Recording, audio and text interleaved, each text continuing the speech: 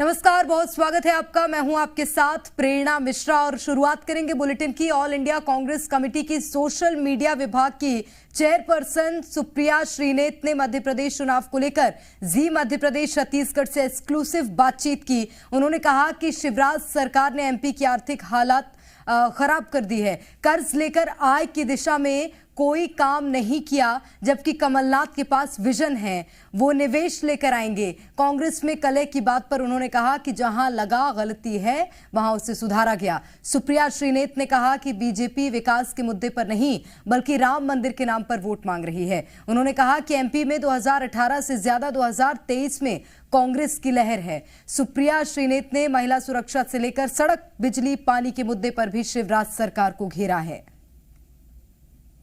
Congress party की fire brand नेता और सोशल मीडिया विभाग की हेड सुप्रिया श्रीनेत मेरे साथ मौजूद हैं। बातचीत करेंगे मध्य प्रदेश विधानसभा चुनाव को लेकर, क्योंकि कांग्रेस पार्टी कह रही है कि 18 में जो करिश्मा किया था वही 23 में होने वाला है। तो सीधी बातचीत सुप्रिया श्रीनेत जी से। जी मीडिया पर बहुत बहुत स्वागत है पहले तो आपका। नमस्कार, बहुत शुक्रिया यहाँ पे आके बातचीत करने का। 18 और 23 में क्या अंतर देख पा रही हैं आप? 18 में उत्साह था और 23 में जनता ये चुनाव लड़ रही है। 23 में इस पर आ गई है बात कि जनता तय करेगी कि कौन ये चुनाव जीतेगा, और जनता ने मन बना लिया है कि कांग्रेस की प्रचंड बहुमत से सरकार बनानी है। उसके दो कारण हैं। उसका एक कारण है शिवराज जी का जंगल राज, और उसका दूसरा कारण जो है, और वो प्रमुखता से वो कारण है, वो है कि कांग्रेस जहां पर वादे करती है वहां पर पूरे करती है। जनता ने 2018 में हमें मत दिया था, कुछ गद्दारों के चलते, कुछ वजहों से वो मत चुराया गया, पैसे के बल पर, ईडी के बल पर, इनकम टैक्स के बल पर, और जनता को अपने मताधिकार की चोरी सबसे खराब लगती है। तो जनता सूद समेत इस बार जवाब देगी। तो प्रचंड बहुमत से जीत होगी, सुरक्षित सरकार बनेगी, और वो सरकार मध्य प्रदेश की भलाई के लिए काम करेगी। ये जो टिकट वितरण हुआ, पहले मैं टिकट वितरण पे आऊँगा। कांग्रेस पार्टी के टिकट वितरण के बाद बहुत सारे प्रोटेस्ट देखने को मिले, नारेबाजी हो रही है, आपसी कलह की बात निकलकर सामने आई। तो ये जो कांग्रेस पार्टी का जो कलह से जूझन है, ये खत्म क्यों नहीं हो पा रही? कहाँ कमी रह जाती है? नहीं, मुझे नहीं लगता कि मैं आपकी बात से सहमत हूँ। मैं ज़मीनी राजनीति से ताल्लुक़ रखती हूँ, मैं सिर्फ प्रवक्ता नहीं हूँ। एक क्षेत्र है, लंबे समय से राजनीति को बड़े करीब से देखा भी, इलेक्टोरल पॉलिटिक्स को, और उसमें मेरा मानना है कि हर सीट पर एक से ज़्यादा दावेदार होते हैं। राजनीति महत्वाकांक्षा का नाम है। टिकट एक व्यक्ति को मिलता है, तो जिसको नहीं मिलेगा उसको स्वाभाविक है कि बुरा लगेगा, उसके अंदर स्वाभाविक है थोड़ा विद्रोह होगा, उसके अंदर स्वाभाविक है कि थोड़ा गिला शिकवा होगा। पर मुझे ऐसा लगता है कि ये सारे गिले शिकवे स्वाभाविक है और लोकतंत्र में होने चाहिए। और मुझे ऐसा लगता है कि उसके बाद लोगों को मनाकर, लोगों का मान मनोबल करके हम सब एक साथ चुनाव जीतेंगे, लड़ेंगे और चुनाव प्रचंड रूप से जीतेंगे।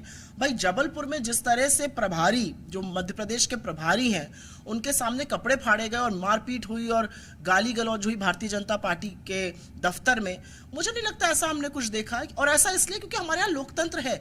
मुझे लगता है कि अभिव्यक्ति की आज़ादी है। जिसको टिकट नहीं मिला वो अपनी नाराजगी थोड़ी दिखाएगा, और मुझे लगता है स्वाभाविक है, दिखानी चाहिए भी, और पार्टी को भी स्वीकारना चाहिए। अब सवाल मेरा ये है कि कांग्रेस पार्टी ने वचन पत्र जारी किया। जी हाँ। 18 में शिवराज सरकार की एंटी इनकम्बेंसी का आपको फायदा मिला, ये कहा जाता रहा, लेकिन अब बहुत सारे वादे थे जो 15 मई की सरकार में पूरे नहीं हो पाए। बीजेपी लगातार कोसती है। तो इस बार का जो वचन पत्र है वो जनता के बीच में आप कैसे लेके जा रहे हैं और क्या देख पा रहे हैं? वचन पत्र 2023 जो आया है उसकी थोड़ी सी पृष्ठभूमि है। इसको हम वचन पत्र क्यों कह रहे हैं? हम इसको घोषणा पत्र भी कह सकते थे, जैसे अमूमन मैनिफेस्टो को कहा जाता है। हम वचन पत्र इसलिए कह रहे हैं क्योंकि हमारा एक ट्रैक रिकॉर्ड है, और हमारा जो पृष्ठभूमि है, हमारा जो ट्रैक रिकॉर्ड है, वो हम जो कहते हैं वो पूरा करते हैं। हमारी जो चुनी हुई सरकारें राजस्थान में है, या छत्तीसगढ़ में है, या हिमाचल में है, या कर्नाटका में है, उन्होंने जहां पर सरकारें, उन्होंने 96% काम पूरा करके वचन पत्र के तब आज वोट मांगने जा रही हैं। जहां पर सरकारें बनी है वहां पर जो घोषणाएं और जो गारंटी हमने करी थी वो पहली कैबिनेट में पूरी करिए, चाहे वो ओपीएस हो, चाहे वो गृह ज्योति गृह लक्ष्मी योजना हो, चाहे वो 25 लाख की स्वास्थ्य सेवा योजना हो राजस्थान की, जिसको हम यहाँ पे लाने की बात कर रहे हैं, चाहे वो 500 में सिलेंडर हो, चाहे वो छत्तीसगढ़ में सबसे ज़्यादा खरीद पर धान हो। तो मुझे ऐसा लगता है कि हमारा एक ट्रैक रिकॉर्ड है, और इसीलिए हम घोषणा की बजाय वचन की बात कर रहे हैं कि यह कांग्रेस का वादा है, किसी का जुमला नहीं। आपने कहा 2018 और 23 में 15 माह की सरकार का लोग ट्रैक रिकॉर्ड मांग रहे हैं और अपनी 18 साल के घोटालों पर मुंह फेरने को तैयार हैं। 250 से ज्यादा घोटाले हुए हैं, जहां पर बच्चों को भी नहीं बख्शा गया है। बच्चों की स्कूल ड्रेस, उनके आहार तक का घोटाला किया गया है, पटवारी घोटाला, टीचर घोटाला, नियुक्ति घोटाला। ऐसा कौन सा क्षेत्र है, ऐसा कौन सा विभाग है जिसमें मध्य प्रदेश की शिवराज सिंह सरकार ने घोटाला ना किया हो? तो मुझे ऐसा लगता है कि 18 साल बाद जब आप चुनाव लड़ने जा रहे हैं, कायदे से तो आपको अपने रिपोर्ट कार्ड पे लड़ना चाहिए था, लेकिन रिपोर्ट कार्ड नील बटा सन्नाटा है, तो आप दूसरे ऊपर उंगलियां उठा रहे हैं। 15 महीने की हमारी सरकार ने आपसे बहुत ज्यादा काम किया था। फिलहाल आदर्श आचार संहिता लगी हुई है और पिछले एक सप्ताह में सरकार ने 3000 करोड़ का कर्ज लिया है, यानी रेवेन्यू से सरकार का काम नहीं चल रहा है और मध्य प्रदेश पे जो कर्ज है वो बढ़कर हो गया है 3 लाख करोड़ के पार। ऐसी माली हालत के बीच में आपका जो वचन पत्र है वो कमिटमेंट कैसे पूरा होगा? दूसरी बात ये है कि एमपी को आर्थिक स्थिति खराब करने के लिए कौन जिम्मेदार है? 4 लाख करोड़ से ज्यादा का कर्जा है, 3 लाख नहीं, 4 लाख करोड़ के ऊपर का कर्जा है आज एमपी पर, और 1 लाख करोड़ का कर्जा तो सिर्फ पिछले 1 साल में लिया गया है। और आपने जैसा कहा कि 40,000 हर व्यक्ति के ऊपर कर्जा है। कर्ज लेकर अगर आप निवेश करते हैं, कर्ज लेकर अगर आप प्रोडक्शन में लगाते हैं, कर्ज लेकर अगर आप बाकी प्राइवेट सेक्टर का निवेश आकर्षित करते हैं, तो कहीं ना कहीं आप एक वर्चुअस इकोनॉमिक साइकिल में चले जाते हैं। आपने कर्जा लिया, आपने प्रोडक्शन में लगाया, प्रोडक्शन में लगा तो कंपनियां ज्यादा बनाएंगी तो ज्यादा निवेश करेंगी तो ज्यादा लोगों को नौकरी आएगी, ज्यादा लोगों के पास नौकरी होगी तो हाथ में ज्यादा पैसा आएगा, समृद्धि आएगी, वैसे ही कंजम्पशन बढ़ता है। वो वर्चुअस साइकिल एमपी में ब्रेक हो चुकी है। और मेरा अपना मानना है 18 साल से जिसकी सरकार है उसी के ऊपर दारोमदार है। मतलब ये तो सवाल ही पूछा नहीं जाना चाहिए। 18 साल से झुंझुना बजाया जा रहा है कि समृद्ध सरकार है। मैं सवाल इसलिए पूछ रहा हूँ क्योंकि आपकी स्टडी बहुत स्ट्रांग है इस क्षेत्र में, और सीएम शिवराज लगातार कहते हैं हम कर्ज ले रहे हैं, जनता के लिए ले रहे हैं। तो जनता को वो कहां पहुंच रहा है कर्जा? आज एमपी की सरकार 20,000 करोड़ रुपए तो ब्याज चुकाती है अपने कर्जे पर दिग्विजय हर साल, और दिग्विजय सिंह जी की सरकार में टोटल कर्जा 20,000 करोड़ रुपए का था। तो असलियत यह है कि आपने बड़ी बड़ी बातें खूब करी 18 साल में, और पिछले 10 सालों से आप डबल इंजन का झुंझुना भी बजा रहे हैं। लाभ किसको पहुंच रहा है? आपने कर्जा लिया, कर्जे से क्या निवेश हुआ एमपी में? क्या आपकी जितनी उम्र है या मेरी जितनी उम्र है, एमपी में पिछले 18 सालों में कोई एक बड़ा कॉर्पोरेट इन्वेस्टमेंट आया है? कोई एक बड़ा निवेश आया है? किसी एक बड़े कॉर्पोरेट घराने ने आके कहा कि हम एमपी में निवेश करेंगे? ग्लोबल इन्वेस्टर समिट तो हुआ था भाई। ग्लोबल इन्वेस्टर समिट मेरे घर में भी करा लीजिए, 4 लोगों को मैं बुला लेती हूँ, 4 MOU साइन कर देती हूँ, 1 टके का पैसा नहीं आ रहा है। तो ग्लोबल इन्वेस्टर समिट में जितना खर्चा हुआ उतना निकल भी नहीं पाया, उतने का निवेश भी नहीं आया। ये भाजपा का एक थोड़ा सा चरित्र है, बड़ी बड़ी बातें करो, बड़े बड़े झुंझुने बजवाओ। मध्य प्रदेश में इस बार जो विधानसभा चुनाव हो रहे हैं, ऐसा लगता है कि जो विकास के मुद्दे हैं वो गायब से हो गए।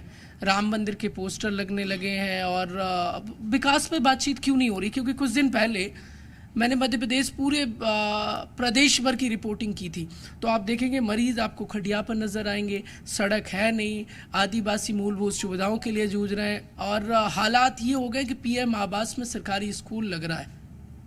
बिल्कुल सही आप कह रहे हैं, लेकिन ये कौन कर रहा है?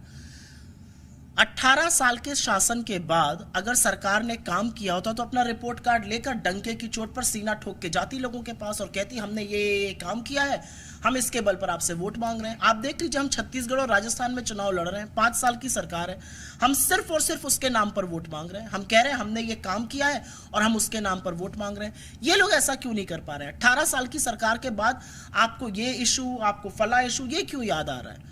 अरे राम मंदिर बनेगा, हम सबकी आस्था है, हम सब लोगों ने उसमें योगदान भी किया, बिल्कुल बनना चाहिए राम मंदिर, इसमें क्या बुराई है। लेकिन राम मंदिर के नाम पर वोट आपको क्यों मांगना पड़ रहा है? यहां पर आकर बड़े शीर्ष नेता इधर उधर के जुमले क्यों फेंक रहे हैं? क्या शिवराज सिंह चौहान की सरकार ने 18 साल में सिर्फ झुंझुना बजाया है? ये मैं जानना चाहती हूँ। शिवराज सिंह चौहान के चेहरे की तो बातचीत ही नहीं हो रही है। नहीं, मैंने तो एक बड़ा सा पोस्टर देखा यहाँ पर, और लगातार होर्डिंग जो मैं देख रही हूँ उसमें एक बड़ा सा आदमकद मोदी जी नजर आते हैं, फिर ढूंढो तो जाने नीचे 10-12 नेता नजर आते हैं, उसमें से एक शिवराज चौहान जी हैं। तो मुझे ऐसा लगता है कि भाजपा की जो अंदरूनी कले, अंदरूनी लड़ाई कह लीजिए, अंदरूनी साजिश, षड्यंत्र कह लीजिए, वो साफ नजर आ रहा है। लेकिन लोगों को तो पता है ना कि यहाँ पे मुख्यमंत्री शिवराज सिंह चौहान थे, मोदी जी अपने नाम पर वोट हिमाचल में भी मांग रहे थे, कर्नाटका में भी मांग रहे थे, यहाँ पर भी मांग रहे हैं। जनता सूद समेत जवाब देगी। 18 में सबसे बड़ा मुद्दा था किसान, लेकिन 23 में ऐसा लगता है आधी आबादी की पूरी चर्चा हो रही है। आधी आबादी की चर्चा आज नहीं, हजारों साल पहले होनी चाहिए थी। आधी आबादी की चर्चा अब इसलिए ज्यादा तेजी से शुरू हो गई है क्योंकि आधी आबादी उठ खड़ी हुई है अपने पूरे हक के लिए, और आधी आबादी नाराज है कि जिन्होंने 18 साल से सरकार चलाई या जो 10 साल से दिल्ली में बैठे हैं वो अभी भी आधी आबादी को छल ही रहे हैं। महिला आरक्षण पर भी उन्होंने सेंसस और डिलिमिटेशन पे कर दिया है कि अब 2029 में होगा कि 39 में होगा पता नहीं है।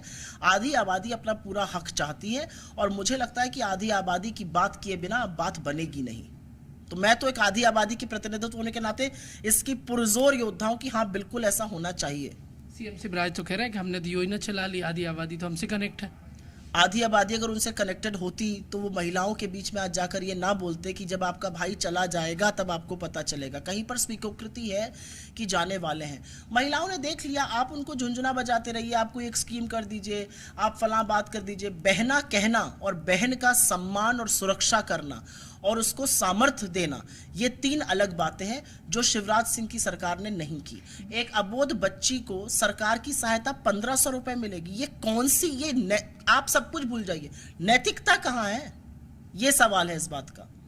कितनी कॉन्फिडेंट नजर आ रही हैं आप कमलनाथ के चेहरे पर? और 18 में जो सीटें थी 23 में यदि कंपेयर किया जाए तो क्या आंकड़े रहने वाले हैं? मुझे लगता है कि हमारी 150 से 160 के 170 के बीच में सीटें आएंगी। मैं बहुत आश्वासित हूं और आश्वस्त हूं कि जनता प्रचंड बहुमत देगी। जनता वो स्कोप नहीं छोड़ेगी कि कोई भी इतर बितर कर सके, और जनता उन लोगों को खास तौर से पाठ जरूर पढ़ाएगी जिन्होंने चुनाव जीता कांग्रेस के नाम पर और उसके बाद गोद में जाके बैठ गए भारतीय जनता पार्टी के। बहुत बहुत धन्यवाद जी मीडिया से बातचीत के लिए। कांग्रेस पार्टी की 5 ब्रांड नेता सुप्रिया श्रीनेत से हम बातचीत कर रहे थे और कह रही हैं कि एमपी बीजेपी और मुख्यमंत्री शिवराज सिंह चौहान के जो बयान है कि भाई बहुत याद आएगा जब चला जाएगा, ये बयान को लेकर सुप्रिया श्रीनेत ने कहा है कि ये रवानगी की एमपी में बानगी दे रहे हैं सीएम शिवराज। कैमरामैन कैलाश मालवी के साथ प्रमोद शर्मा, जी मीडिया, भोपाल।